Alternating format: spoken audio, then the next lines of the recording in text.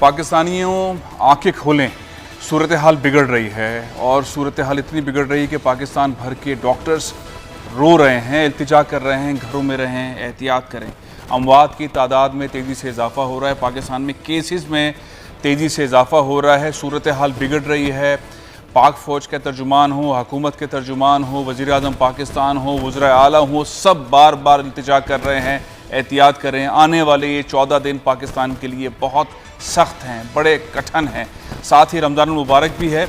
पाकिस्तान में जो ये सानहा है जिसको हम अब तक साइज़ ही नहीं कर पाए हैं, सारी दुनिया में यही सूरत हाल है कि कोरोना वायरस क्या देकर जाएगा। फ़िलहाल कोरोना की वजह से भूख मल्टीप्लाई हो गई है। WHO कह रहा है, दुनिया के बड़े बड़े इदारे कह रहे हैं कि भूख मल्टीप्लाई हुई है। जितने लोगों को खाने की ज़रूरत थी अब उससे डबल खुराक की ज़रूरत है और वो ज़रूरत कैसे पूरी होगी। सूरत हाल इतनी ज़्यादा ख़तरनाक है जिसका अंदाज़ा पाकिस्तानी उस तरह से लगा नहीं पा रहे हैं। जिन ममालिक ने बड़े बड़े स्टेप्स लिए हैं वहाँ पर सूरत हाल संभलने की तरफ जा रही है। हमने देखा अमेरिका के अंदर मुजाहरे भी हुए हैं। सबसे ज़्यादा इस वक्त दुनिया के अंदर अगर कहीं पर लोग हलाक हुए हैं, जहाँ बाक हुए हैं, तो वो अमेरिका है। तकरीबन अमेरिका के अंदर जो जहाँ बाक होने वाले अफराद की तादाद है वो 53,000 के लगभग है। दुनिया भर में 2 लाख से ज़्यादा लोग इसमें जहाँ बाक हो चुके हैं। इटली में 22,000 जहाँ बाक हुए हैं। फ्रांस के अंदर तकरीबन 22-25 हज़ार जहाँ बाक हुए हैं। सूरत हाल तेज़ी से बिगड़ रही है, लेकिन एक बहुत बड़ी डेवलपमेंट ये हुई कि जिन ममालिक ने अच्छे स्टेप्स लिए थे वहाँ पे एक सिनेरियो डिफरेंट तरीके से भी देखने में आया है। एक तरफ पाकिस्तान है जहाँ पे अल्टीमेटम दिया गया है कि आइंदा 14-15 दिन बहुत सख्त हो सकते हैं, लेकिन हमने देखा कि दुबई के अंदर जहाँ बहुत पाबंदी थी, इतनी सख्त पाबंदी थी कि अगर किसी ने बाहर जाना है तो उसने ऐप के ऊपर अपनी रिक्वेस्ट डालनी है और उसको रिक्वेस्ट अप्रूव होगी तो वो घर से बाहर निकल सकेगा। तो ये एक बड़े टाइट किस्म का एनवायरनमेंट दुबई के अंदर था। सज़ाएं भी बड़ी सख्त थीं, लेकिन कल हमने देखा कि दुबई के हुकाम ने उसको खोला और एक तरीक़ेकार के तहत खोला। मॉल्स को भी खोला, 30% लोग अंदर जा सकते हैं। सैलून को भी खोल दिया, छोटी छोटी शॉप्स को भी खोल दिया, लेकिन एक डिसिप्लिन के अंदर खोला। अमेरिका के अंदर भी यही बात हो रही है कि इसको खोला जाए, वो दोबारा से अमेरिका को ओपन किया जाए, लेकिन किस तरह से ओपन किया जाएगा। हमारे यहाँ जो डॉक्टर्स हैं, हमने कराची में, लाहौर में, इस्लामाबाद में हमने डॉक्टर्स को देखा, बस उनके आंसू नहीं निकल रहे हैं। वो देख रहे हैं कि हमारी कैपेसिटी, पाकिस्तानियों की कैपेसिटी ऐसी नहीं है, हॉस्पिटल्स की कैपेसिटी ऐसी नहीं है, हमारे पास इतने वसाइल नहीं हैं। जब ये सूरत हाल बढ़ेगी तो हम कंट्रोल नहीं कर पाएंगे। कराची के डॉक्टर्स, लाहौर के डॉक्टर्स, इस्लामाबाद के डॉक्टर्स सब यही बातें कर रहे हैं। लेकिन एक सवाल और भी है, वो सवाल ये है कि हम इस सारे स्ट्रेस से कैसे बाहर निकलेंगे। दुनिया के अंदर कौन से ऐसे मॉडल्स इस्तेमाल हो रहे हैं, क्या ऐसी चीज़ें हो रही हैं जिसके तहत बाहर निकलने की बात की जा रही है। लोगों के ऊपर जो स्ट्रेस हो रहा है, बहुत सारे मसाइल हो रहे हैं, उससे बाहर कैसे निकला जाए। सारे क्राइसिस को आप ओवर होते हुए कब देख रहे हैं, ये राउंड मुकम्मल कब होगा। दुनिया भर के अंदर जो साइकिल चल रहा है, कोई आपको अंदाज़ा है कि ये 2 महीने, 3 महीने, 4 महीने, या ये हमारी ज़िंदगियों में कनेक्ट रहेगा। ये सिलसिला कोरोना वायरस हमारी ज़िंदगियों का हिस्सा बन चुका है। बिल्कुल आप सही कह रहे हैं कि एक तो ये कि अब नॉर्मल पे आना, जिसको हम नॉर्मल कहते थे, वो ज़रा मुश्किल है। उसकी वजह ये है कि अब नॉर्मल की डेफिनेशन बदल जाएगी। डेफिनेशन बदलने से मतलब ये है कि जैसे लोग हाथ मिलाते थे, एक दूसरे से गले मिलते थे, वो अभी इतनी जल्दी नज़र नहीं आएगा, खासकर जब तक कि वैक्सीन ना बने। दूसरा ये कि मास्क भी लोग कई अरसे तक पहनेंगे।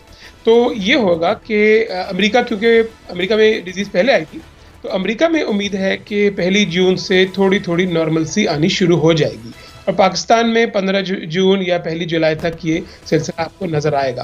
पाकिस्तान के लिए अगले 15 दिन, जैसे आपने पहले कहा, बहुत खतरनाक है, लेकिन पूरा महीना रमजान का खतरनाक है, तो इसमें थोड़ा सा भी टाइम लगेगा। बहुत बहुत शुक्रिया डॉक्टर आसिम। वक्त लगेगा वैक्सीन आने में, और जाहिर है दुनिया के अंदर अब ये हमारी ज़िंदगियों का हिस्सा है। कोरोना वायरस किस तरह से सारी दुनिया से ख़त्म होगा, इसके ऊपर बहुत ज़्यादा काम हो रहा है। लेकिन पाकिस्तान में इसके जो असरात हो रहे हैं, हमारी इंडस्ट्रीज़ बंद हैं।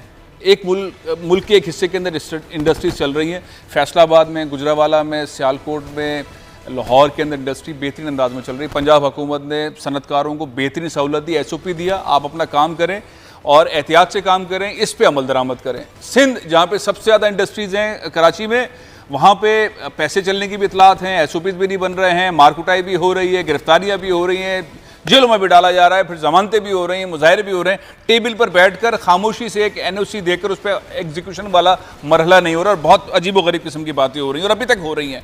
और 18वीं तरमीम जो है वो एक ऐसी रुकावट बनी हुई है कि फेडरल किसी भी सूबे को कुछ कहता है तो सूबे की मर्जी है वो माने नहीं माने, तो सिंध की मर्जी है वो माने नहीं माने, वो उसका कोई ताल्लुक, उसको कोई दबाव नहीं डाला जा सकता। तो हम बड़ी बुरी सूरत हाल के अंदर सारे सिनेरियो को देख रहे हैं। लेकिन एक एंगल ये है कि कौन सी ऐसी एसओपीज हैं, कौन से ऐसे चीज़ हैं, कौन से ऐसे मामलात हैं जो हम फैसलाबाद में, गुजरावाला में, सियालकोट में, लाहौर के इंडस्ट्रियल एरियाज़ के अंदर देख रहे हैं कि वहाँ कोई मसला नहीं है, कोई मुजाहरा नहीं है, कोई गिरफ्तारी नहीं है, कुछ नहीं है।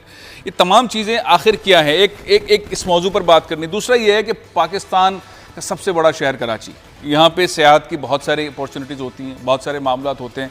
एक जगह है कीमाड़ी, वहाँ पर टूरिस्ट के लिए ज़बरदस्त किस्म की कल्चरल किस्म की बोर्ड्स हैं, वो मनोड़ा जाते हैं, आते हैं हज़ारों की तादाद के अंदर। तकरीबन 3-3.5 लाख लोग जो कराची के मछेरे हैं और ये मनोड़ों पे काम करने वाले, जो बोट्स पे काम करने वाले लोग हैं, ये लॉकडाउन है। बहुत बुरी सूरत हाल है उनकी। क्यों बुरी सूरत हाल है उनकी? उनको जो जजीरे में रह रहे हैं, बाबा भिट में, वहाँ पे खुराक का आना जाना एक मसला है, पानी पहुँचाना एक मसला है। इसके लिए कोई एसओपी बनेगी? ये जजीरों में रहने वाले लोगों को राशन कैसे मिलेगा, इनकी ज़िंदगियाँ कैसे चलेंगी, वहाँ पे बिजली के मामलात, पानी के मामलात, ओवरऑल सूरत हाल बहुत ख़राब है। और ऐसे इलाकों की सूरत हाल वाकई बहुत ख़राब है, दर्दमंदाना सूरत हाल है। वहाँ पर फौरी तौर पर रिलीफ की ज़रूरत है। सिंध हुकूमत करेगी, रिलीफ देगी, या फिर वफाकी हुकूमत की वजारत port and shipping Ali Zaidi साहब करेंगे। दो पार्टीज हर जगह पे आमने सामने आ जाती हैं और दोनों की सियासत की वजह से बुरी तरह कुचला जाता है आम तबका, वो बिजनेसमैन हो, वो मछेरा हो, वो टूरिस्ट बोट्स वाले लोग हों, कोई भी हों। मेरे साथ इस वक्त बैठे हुए हैं, हमारे साथ स्टूडियो में फैज़ान मंगवानी साहब हैं, ये सदर हैं पैसेंजर बोट्स एसोसिएशन कीमाड़ी के। अस्सलाम वालेकुम फैज़ान। फैज़ान, मुझे बताइए कि मसाइल क्या हैं? जो जितना मुझे मालूम था मैंने निशानदही की, मसला क्या है? सिंध हुकूमत ताउन करना चाहती है कि भाई बोट्स के हवाले से एसओपीज़ यूँ और बोट्स चलें। वफाकी हुकूमत काम करने नहीं देना चाहती, केपीटी हुक्काम काम करने नहीं देना चाहते, अली जैदी साहब जवाब नहीं देते, वादा करते हैं। यही सूरत हाल है, क्या सूरत है? बिस्मिल्लाहिर्रहमानिर्रहीम। फैसल अली साहब, आपका बहुत बहुत शुक्रिया कि आपने गरीब माहीगीरों के लिए आवाज़ उठाई। मसला सर ये है कि कराची से लेकर केटी बंदर तक जो माहीगीर तकरीबन 17 से 20 लाख इस काम से वाबस्ता है। 17 से 20 लाख हैं जी सर, कराची से केटी बंदर तक मछेरे, जिनकी जिंदगियां इस वक्त बिल्कुल निज़ाम में उनका धर्म भरम है। जो इस वक्त मुल्क में वबा चल रही है, हम भी मानते हैं इसमें इस वबा से पूरे मुल्क को जो है ना सूरत हाल का सामना है। इसमें हमारे जो माइकर हैं, ये लोग जो एसओपी के हम जो मुतर ऊपर, इसमें मैंने इनसे रिक्वेस्ट भी की थी। हमारी सिंध गवर्नमेंट ने इन पर जो है ना एसओपी भी बनाया और लेटर भी जारी किया है, लेकिन वफाकी गवर्नमेंट इस पर जो है हुकूमत ने लेटर निकाल दिया। जी, सिंध हुकूमत में लेटर निकाल दिया। एसओपी के तहत क्या करना है? उसमें सर उन्होंने एक छोटी सी शर्त रखी है कि एक बोट पे 5 बंदे जाएँ। तो हमारे जो इलाके हैं सर, ये बहुत गुंजान इबाद इलाके हैं, जैसे कि हमारी हो गया, लियारी, खड्डा मार्केट, बल्दिया हो गया, यूनसाबाद, तो इसलिए सारे गुंजान आबाद इलाके तैयार है कि एक बोर्ड में 5 बंदे जाए, कोई मसला नहीं है? नहीं सर, इस पर हमने इनसे ये रिक्वेस्ट की है कि इस वक्त हमारे इलाके में बहुत रश है। अगर इस एक बोट में, हमारी बोट जो 110-120 फुट की है, इसमें कम से कम 15 से 20 बंदे अगर ये लोग भेज दे बाहर, तो ये कॉन्डिनेशन में भी चले जाएंगे। ये तो कोई बात ही नहीं है। इसमें आप इसमें ताउन कर रहे हैं ना खुद से? सर, इनमें हम ताउन कर रहे हैं। इनमें छोटी बोट भी है जो ये 12 घंटे के लिए दे रहे हैं ना, इनमें हमें चाहिए कम से कम ये अगर 15 दिन के लिए भेजें। डायलॉग चल रहा है, डायलॉग चल रहा है, एसओपी निकाला, उस पर आप बातचीत करें। वफाकी हुकूमत इस पर ताउन नहीं कर रही, उनकी कोई क्लियरेंस की सर्टिफिकेट की जरूरत होती है? क्या होता है पोर्ट एंड शिपिंग का? साहब, और इनके जो एडवाइजर है महमूद मौलवी साहब, वो जब भी आते हैं वो वादा करके जाते हैं। वो कहते हैं कि बस 2 दिन रुके, 48 घंटे में हम आपको। कितने दिन से हो रहा है ये काम?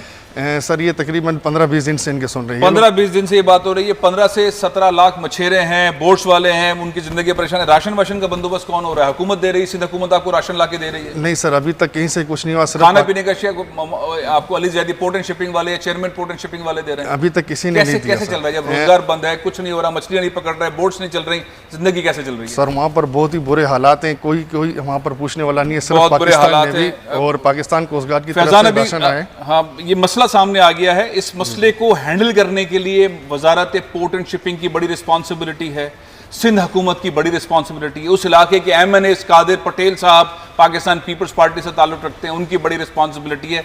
सैलानी वेलफेयर वालों से रिक्वेस्ट करते हैं, JDC वालों से रिक्वेस्ट करते हैं कि वहाँ पे खुराक का बंदोबस्त करें। एक और मामला है जो मैं शुरू में छेड़ रहा था, मामला कि वो सिंध और पंजाब में इंडस्ट्रियल जोन्स के अंदर SOPs में फ़र्क क्यों है? क्या वजह है कि फैसलाबाद की इंडस्ट्री बहुत सुकून से, मोहब्बत से काम कर रही है, कोई रुकावट नहीं। कराची के सनतकारों की बेहतरीन ठुकाई हो रही है, जुर्माना भी दो, जेलों में जाओ, जमानतें कराओ, पिटते रहो, रिश्वत भी दो, NOC भी नहीं देंगे।